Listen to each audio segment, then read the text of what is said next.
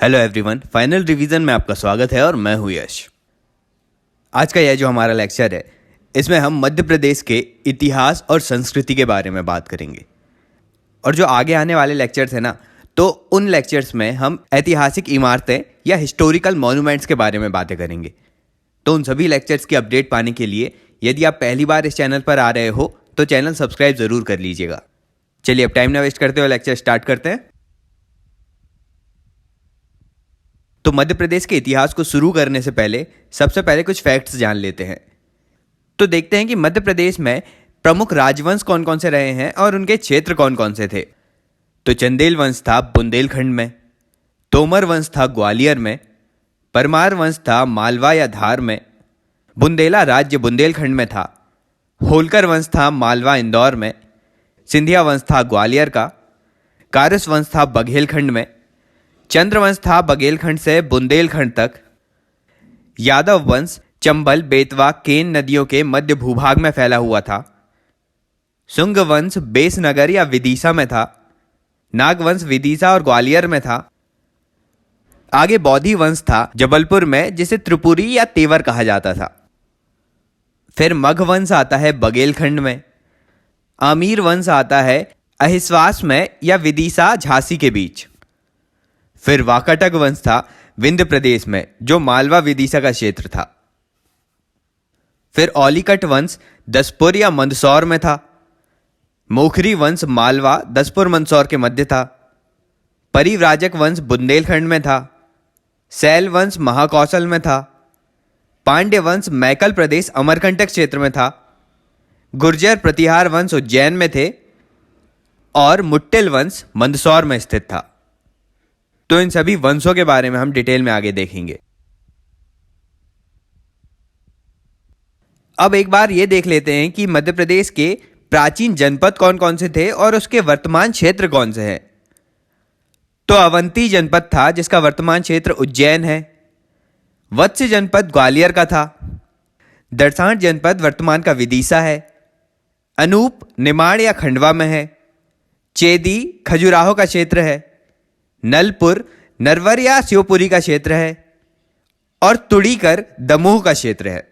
ये सभी जनपद मौजूद थे एमपी में। अब आगे, देश का हृदय स्थल कहा जाने वाला मध्य प्रदेश भूवैज्ञानिक दृष्टि से सर्वाधिक प्राचीनतम गोंडवाना लैंड का भूसंहति का भूभाग है। इसके पूर्वी भूभाग की ओर विंध्यन शैल समूह और पश्चिमी भाग में दक्कन ट्रैव आवृत हैं। एमपी के सीधी, मंदसौर और खंडवा को पूर्व पाषाणकालीन युग का माना जाता है। प्राग ऐतिहासिक काल के अवशेष मध्य प्रदेश के रायसेन जिले में स्थित भीमबैठिका की गुफाओं में और सागर के निकट पहाड़ी के शैल चित्रों के रूप में छनेरा, नेमावर, मांझावाड़ी, महावर, देहगांव, हार्डिया, कबरा और पचमढ़ी आदि से प्राप्त होते हैं। अब एमपी में सिंधु घाटी सभ्यता और ताम्रपाषाणकालीन संस्कृति के प्रमाण नर्मदा घाटी के महेश्वर और नावदा टोली क्षेत्र से प्राप्त हुए हैं। वैदिक काल में दक्षिण पथ और रेवोत्तर के रूप में मध्य प्रदेश का उल्लेख मिलता है, जिसमें नर्मदा नदी के तट पर महर्षि अगस्त के नेतृत्व में यदु नामक कबीला और श्रापित 50 पुत्र आदि आकर इसके तट पर बसे थे। आगे एमपी में महापाषाणकालीन स्मारक की प्राप्ति दुर्ग, रायपुर, सिवनी और रीवा जिलों से हुई है। आगे दंडकारण्य वन का नाम इक्ष्वाकु के पुत्र दंडक के नाम पर पड़ा है और इसीलिए यहाँ के घने वनों का रामायण में दंडकारण्य महावन और महाकांतर का उल्लेख मिलता है। अब यहाँ राजा दशरथ के ही समकालीन महाकाव्य में यादव वंशीय राजा मधु का उल्लेख भी मिलता है। अब बात करें महाभारत की, तो महाभारत के युद्ध में मध्य प्रदेश के वतन काशी, चेदी, कारुस और दशाड़े आदि क्षेत्रों का उल्लेख मिलता है। अब एमपी का जो महाजनपद था वह था अवंतिका, जिसकी 2 राजधानियां थीं। उत्तरी अवंतिका की राजधानी उज्जैन थी और दक्षिणी अवंतिका की राजधानी महेशमती या महेश्वर थी। आगे मौर्यकालीन सभ्यता के अवशेष मध्य प्रदेश के दतिया जिले से अशोक के गुर्जर अभिलेख के रूप में मिले हैं और मौर्यकालीन राजा अशोक ने ही सांची स्तूप का निर्माण करवाया था और विदिशा के व्यापारी की पुत्री श्री देवी से विवाह भी किया था। इसके बाद पुष्यमित्र शुंग ने विदिशा को अपनी राजधानी बनाया और सांची स्तूपों के तोरण द्वार का निर्माण भी करवाया था। आगे चंद्रगुप्त विक्रमादित्य ने पाटलिपुत्र के अलावा उज्जैनी को भी अपनी राजधानी बनाई थी। फिर गुप्त काल में उदयगिरी की गुफाओं और किदवा के वैष्णो मंदिर का निर्माण हुआ था। इसके बारे में हम आर्ट एंड कल्चर में भी डिटेल में बात करते हैं। आगे वाणभट्ट की कादम्बरी के अनुसार हर्षवर्धन ने विंध्या और नर्मदा के उत्तरी भाग में शासन स्थापित किया था। आगे परमार वंशीय राजपूत राजा भोज एक प्रतापी राजा था जो कुशल योद्धा और एक प्रकांड विद्वान माना जाता था। राजा भोज ने भोपाल के निकट भोजताल और भोजपुर नगर बसाया था। विश्व के प्रसिद्ध खजुराहो मंदिर का निर्माण राजपूत युग में चंदेल वंशी शासकों ने करवाया था। आगे मांडू के शासक होशंग शाह ने मध्यकाल में होशंगाबाद शहर की स्थापना की। फिर बाबर ने ग्वालियर, चंदेरी, कालपी आदि क्षेत्रों में 1526 में पानीपत के द्वितीय युद्ध द्वारा अधिकार कर लिया था। फिर मालवा के सुल्तानों ने मांडू में अनेक प्रसिद्ध इमारतों का निर्माण करवाया था और मांडू की प्रसिद्ध इमारतें हैं जहाज महल, हिंडोला महल, रूपमती महल, जामा मस्जिद और होशंग शाह का मकबरा। अब इन सभी क्षेत्रों से रिलेटेड आगे डिटेल में और फैक्ट जानते हैं।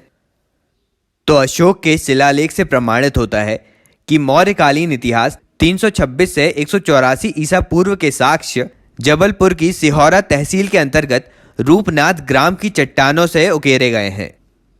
मध्य प्रदेश के दतिया में स्थित अशोक के गुर्जरा शिलालेख में अशोक का नाम देवनाम प्रियदर्शी के रूप में उल्लिखित है। अब अशोक ने उज्जैनी जाते हुए जब विदिशा की श्रेष्ठ पुत्री श्रीदेवी से विवाह किया था ना, तो इन्हीं से उन्हें महेंद्र और संघमित्रा नामक पुत्र पुत्रियों की प्राप्ति हुई थी, जिन्होंने श्रीलंका में जाकर बौद्ध धर्म का प्रचार किया था। आगे मध्य प्रदेश के ग्वालियर को किलों का रत्न या भारत का जिब्राल्टर कहा जाता है। मांडू के शासक होशंग शाह ने चित्तौड़ की विजय की थी और इस उपलक्ष्य में उन्होंने विजय स्तंभ बनवाया था। ग्वालियर दुर्ग के कछवाहा शासक महिपाल द्वारा 1093 ईस्वी में शास बहू के विष्णु मंदिर का निर्माण कराया गया था। अब एक बुक है पेरिप्लस ऑफ एरिथ्रियन सॉ। इस पुस्तक में उज्जैनी नगरी को ओजिनी लिखा गया है। आगे जयपुर के राजा सवाई जयसिंह ने 18वीं शताब्दी में जंतर मंतर वेधशाला का निर्माण उज्जैन में कराया था। उज्जैन नगरी का नाम बौद्ध ग्रंथों में अच्युतगामी नाम से उल्लिखित है, जबकि महाभारत काल में उज्जैनी संदीपनी आश्रम के नाम से विख्यात था। उज्जैन के समीप ही धर्मथ युद्ध हुआ था 1658 ईस्वी में, जिसमें औरंगजेब ने अपने भाई दारा शिकोह को पराजित किया था और बादशाहत प्राप्त की थी। आगे पाली ग्रंथों में पता चलता है कि बुद्ध काल में अवंती की राजधानी उज्जैनी थी, जहां का राजा प्रद्योत था जो पुलिक का पुत्र था। आगे बात करें ओरछा नगरी की, तो इसकी स्थापना 1531 में बुंदेला शासक राजा रुद्र प्रताप ने की थी। फिर आगे चलकर 1539 ईस्वी में भारती चंद के समय बुंदेलखंड की राजधानी गंड कुठार के स्थान पर ओरछा को बनाई गई। यहाँ के विशाल और सुदृढ़ दुर्ग बुंदेला वंश के शौर्य, पराक्रम और वीरता का प्रतीक है। अब मध्य प्रदेश में प्राप्त हुए सिक्कों की बात करें तो सातवाहन नरेश अपीलक का तांबे का सिक्का मध्य प्रदेश में प्राप्त हुआ है। यह स्पष्ट करता है कि इस काल में मध्य प्रदेश के भूभाग पर सातवाहन वंश के शासकों का संचालन था। आगे शक वंश या छहरात वंश के प्रथम शासक भ्रूमक के सिक्के मध्य प्रदेश के मालवा क्षेत्र से प्राप्त हुए हैं। यह दर्शाता है कि यह भूभाग छहरात शासक भ्रूमक के अधीन रहा होगा। फिर कुषाण वंश का सर्वप्रथम महत्वपूर्ण राजा कुजुल कटविसिस था। उसकी मृत्यु के उपरांत विम कटफिसिस आता है, जिसका एक सिक्का मध्य प्रदेश के विदिशा जिले से प्राप्त हुआ है। और विम कटफिसिस का उत्तराधिकारी था कनिष्क, और कनिष्क के 324 सिक्के कुषाण शासकों के सिक्कों की निधि से शहडोल में प्राप्त हुए हैं। आगे हिंद यूनानी शासकों का मध्य प्रदेश में निश्चित प्रमाण प्राप्त नहीं हुआ है, लेकिन प्रदेश के बालाघाट जिले में हिंद यूनानी शासक मेनेंडर के सिक्के प्राप्त जरूर हुए हैं। फिर गुप्त वंश के शासक रामगुप्त के तांबे के सिक्के प्राप्त हुए हैं विदिशा और एरण से, जिन पर गुप्त लिपि में रामगुप्त का नाम लिखा मिलता है। अब इस गुप्त वंश का राजकीय चिन्ह गरुड़ था और यह बात गुप्त काल के शिलालेखों और स्तंभ लेखों के साथ साथ ही सागर के एरण के सिक्कों पर ही सिंह और गरुड़ के चित्र बने होने से स्पष्ट हो जाती है। अब आगे विभिन्न अभिलेखों या शिलालेखों की बात करें तो एरण और गुर्जरा की तो हम बात कर ही चुके हैं। आगे देखते हैं कि शक संवत 107 महाक्षत्रप हृदय सिंह का शिलालेख सेतखड़ी साजापुर से मिला है। फिर मेहर कुल के शासनकाल का 15वें वर्ष का ग्वालियर अभिलेख मध्य प्रदेश में हूणों के पाए जाने का साक्ष्य है। आगे हेलियोडोरस ने विदिशा में गरुड़ स्तंभ की स्थापना की थी। अब यह हेलियोडोरस एंटियालकिड्स का राजदूत था, जिसने शुंग वंश के शासक राजा भागभद्र के यहां उसके विदिशा स्थित दरबार में उपस्थित हुआ था। आगे गौतमी पुत्र शातकर्णी के पुत्र वशिष्ठी पुलवामी के नासिक गुहालेख उसके द्वारा विजित मध्य प्रदेश के मालवा और अवंती के क्षेत्र को दर्शाता है। आगे गुप्त वंश के प्रतापी शासक चंद्रगुप्त द्वितीय के 3 अभिलेख पूर्वी मालवा क्षेत्र से प्राप्त हुए हैं, जो विदिशा में भैंसला के समीप उदयगिरी की पहाड़ी से प्राप्त हुए हैं। फिर 510 ईस्वी में प्रस्तर स्तंभ लेख मध्य प्रदेश के सागर जिले के एरण से प्राप्त हुए हैं, जो भानु प्रताप का है। इसमें भानु प्रताप को संसार का सर्वश्रेष्ठ वीर और महान राजा बताया गया है। अब अन्य फैक्ट्स की बात करें तो हैहय वंश के राजा हैहय राजा महेश्मती ने नर्मदा के किनारे महेश्मती नगरी को बसाया था, जिसे आगे चलकर होलकर वंश की रानी अहिल्याबाई ने राजधानी बनाया और वर्तमान में इसका नाम महेश्वर है। इसे मांधाता नगरी भी कहा जाता है, जिसे इक्ष्वाकु वंश के राजा मुचकुंद देव ने अपने पूर्वज मांधाता के नाम पर स्थापित किया था। आगे परमार वंश की बात करें तो इस वंश का उदय 9वीं शताब्दी में मालवा क्षेत्र में हुआ। इसकी प्रारंभिक स्थापना उपेंद्र ने की थी। परमार वंश के ही राजा भोज एक उच्च कोटि के कवि और लेखक थे, इसीलिए उन्हें कविराज की उपाधि दी गई थी। इनकी प्रमुख रचनाएं थीं सिद्धांत संग्रह, सरस्वती कंठाभरण, सम्रागण सूत्रधारा, तत्व प्रकाश, योग सूत्र वृत्ति और विद्या विनोद। परमार राजा भोज की धार नगरी पर चालुक्य नरेश सोमेश्वर द्वितीय ने आक्रमण किया था, जिसमें राजा भोज की हार हुई थी। यह जानकारी मंगाई लेख 1058 से प्राप्त होती है। अब मध्य प्रदेश में 1531 में रुद्र प्रताप बुंदेला ने ओरछा टीकमगढ़ को राजधानी बनाया था। फिर छत्रसाल बुंदेला ने 1075 में पन्ना को अपनी राजधानी बनाया। इसके बाद छत्रसाल को 1707 में मुगलों ने राजा की उपाधि भी दी थी। मध्य प्रदेश के बुंदेलखंड पर चंदेल वंश के शासकों का शासन था। उनके समय इस क्षेत्र को जैजाग भुक्ति कहा जाता था। इसकी स्थापना लगभग 831 ईस्वी में जंजुक नामक व्यक्ति द्वारा की गई थी। आगे मध्य प्रदेश के चंदेल राजा धंग ने अपनी राजधानी कालिंजर से हटाकर मध्य प्रदेश के खजुराहो में बनाई, जो अंत तक इस वंश की राजधानी रही। आगे 1737 ईस्वी में भोपाल के युद्ध में पेशवा बाजीराव ने हैदराबाद के निजाम को पराजित किया था। युद्ध के बाद दौरा सराय की संधि हुई थी, जिसमें निजाम ने नर्मदा और चंबल के मध्य सभी क्षेत्रों पर मराठों का आधिपत्य स्वीकारा था। आगे होलकरों की राजधानी इंदौर थी। इंदौर के होलकर वंश के संस्थापक मल्हार राव होलकर थे। 1766 में मल्हार राव होलकर की मृत्यु के बाद उनकी पुत्र वधू अहिल्याबाई ने कार्यभार संभाला था, जिनकी राजधानी भी इंदौर ही रही। इससे पहले की बात करें तो 1305 में अलाउद्दीन खिलजी ने मालवा पर आक्रमण के लिए आइन उल मुल्क को भेजा था, जिसने विजय हासिल की और यहीं से पहली बार मालवा का दिल्ली सल्तनत में प्रवेश हुआ था। अब कुछ अन्य जानकारियों की बात करें तो पुराणों के विवरण से पता चलता है कि पद्मावत में नागवंश का शासन था। पद्मावत की पहचान मध्य प्रदेश के ग्वालियर के समीप स्थित आधुनिक पद्म पवैया नामक स्थान से की जाती है। आगे अनुश्रुतियों के अनुसार राजा नल ने नलपुर नगर बसाया था, जो आधुनिक शिवपुरी जिले के नरवर के रूप में विद्यमान है। अब आगे मध्य प्रदेश के त्रिपुरी या तेवर को कलचुरी वंश ने अपनी राजधानी बनाया था। इसके संस्थापक कोक्कल थे। एमपी के गोंडवाना क्षेत्र की वीरांगना रानी दुर्गावती इस क्षेत्र की शासिका थी, जिसने अकबर के सिपह सलार आसफ खां से युद्ध करते हुए अपने प्राण न्यौछावर कर दिए थे। अब आधुनिक भारत के इतिहास की ओर बढ़ते हैं। तो मध्य प्रदेश की धरती पर अंग्रेजों के विरुद्ध 1842 में बुंदेला विद्रोह सामने आया था। फिर 1857 के विद्रोह की आग मध्य प्रदेश के सर्वप्रथम नीमच छावनी में भड़की थी। वहां के सैनिकों ने 3 जून 1857 को विद्रोह कर दिया था। उसके बाद ग्वालियर, महाकौशल, शिवपुरी और महू में भी विद्रोह की आग भड़क उठी थी।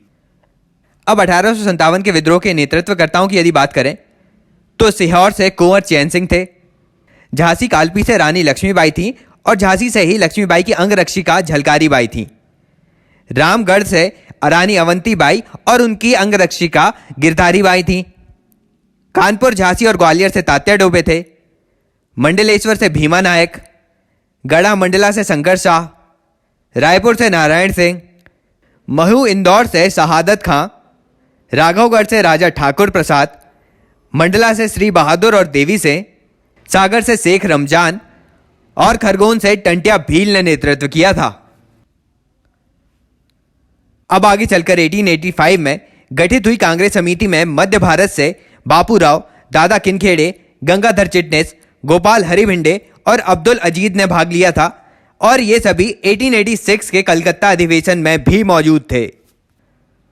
फिर 1937 में भोपाल राज्य हिंदू सभा के अधिवेशन में मास्टर लाल से पंडित उद्धव दास मेहता और डॉक्टर जमुना प्रसाद मुखरैया को गिरफ्तार किया गया था। मध्य प्रदेश में 23 जुलाई 1906 को अमर शहीद चंद्रशेखर आजाद का जन्म हुआ था। ये मध्य प्रदेश के अलीराजपुर जिले के भावरा गांव में जन्मे थे। इन्होंने 1925 से 27 तक झांसी और ओरछा के बीच ग्राम ढीमपुरा के नजदीक सतारा नदी के किनारे पंडित हरिशंकर ब्रह्मचारी के नाम से क्रांतिकारी गतिविधियों का संचालन भी किया था। फिर 27 फरवरी 1931 को चंद्रशेखर आजाद इलाहाबाद के अल्फ्रेड पार्क में बैठे हुए थे। यहीं पर उनकी पुलिस से मुठभेड़ हुई तो भारत माता का यह सपूत खुद को गोली मारकर शहीद हो गया। आगे सन 1923 में जबलपुर में झंडा सत्याग्रह आरंभ हुआ था, जिसका निर्देशन सर्वश्री देवदास गांधी, राम गोपालाचार्य और डॉक्टर राजेंद्र प्रसाद ने किया था, जबकि नागपुर से इसका नेतृत्व भगवान दीन और पूरनचंद्र कर रहे थे। इस झंडा सत्याग्रह में राष्ट्रीय झंडा फहराने के मामले में पंडित सुंदरलाल को 6 माह की सजा हुई थी। आगे 1891 में कांग्रेस का 7वां अधिवेशन मध्य प्रदेश के नागपुर में संपन्न हुआ था।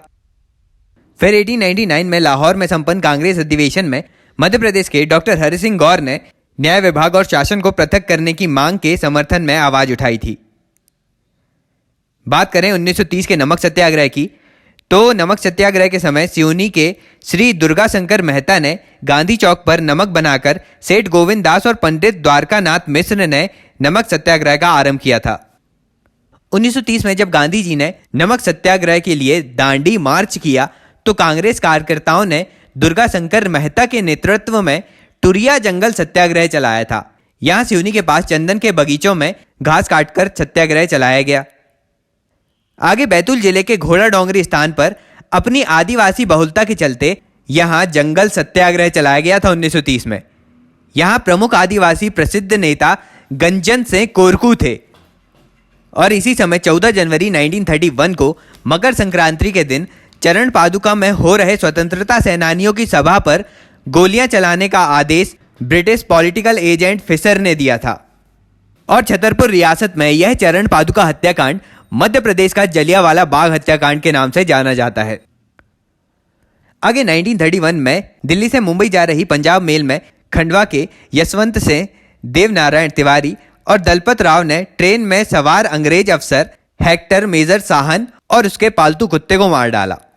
इस घटना पर उन्हें 11 दिसंबर 1931 को जबलपुर जेल में फांसी दी गई। आगे 1934 में झाबुआ में प्रजामंडल के निर्देशन में शराबबंदी, हरिजन उद्धार, विदेशी वस्तुओं का बहिष्कार जैसे आंदोलन किए गए थे। अब इनके बाद आता है 1942 का भारत छोड़ो आंदोलन।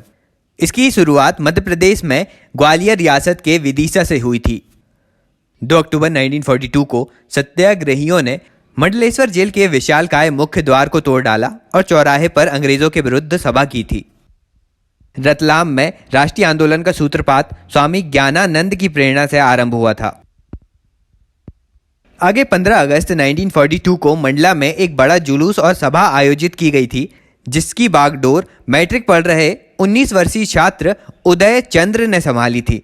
पुलिस ने इन पर बर्बरता से गोलियां चलाई, जिसमें ये शहीद हुए थे।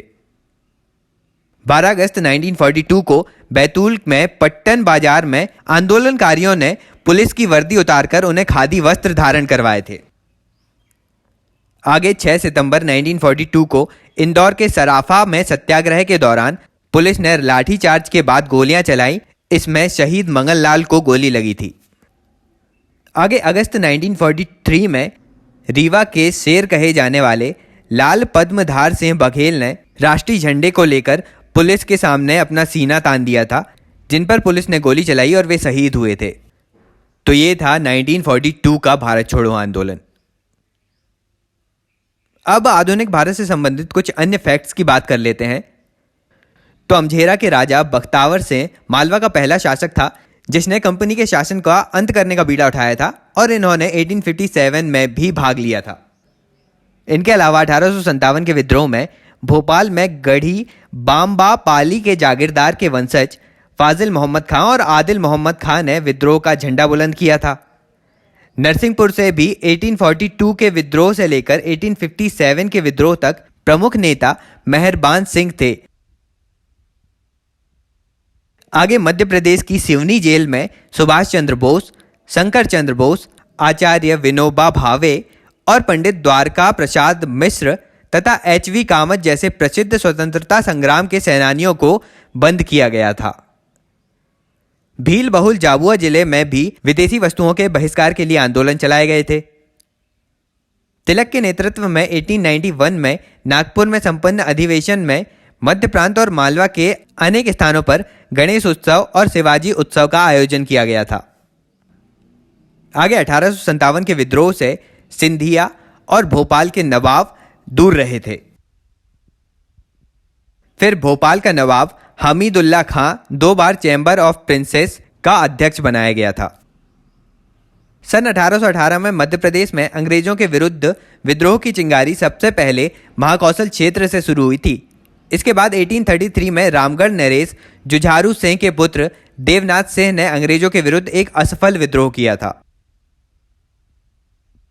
आगे भोपाल में भोपाल राज्य हिंदू सभा का गठन 1943 में किया गया। तो ये सारी बातें थी मध्य प्रदेश के इतिहास से संबंधित। तो आज का लेक्चर बस यही समाप्त होता है। फैक्ट थोड़े इधर उधर हुए हैं, लेकिन इस लेक्चर में जितने भी फैक्ट हैं वह एग्जाम की दृष्टि से बहुत इंपॉर्टेंट है।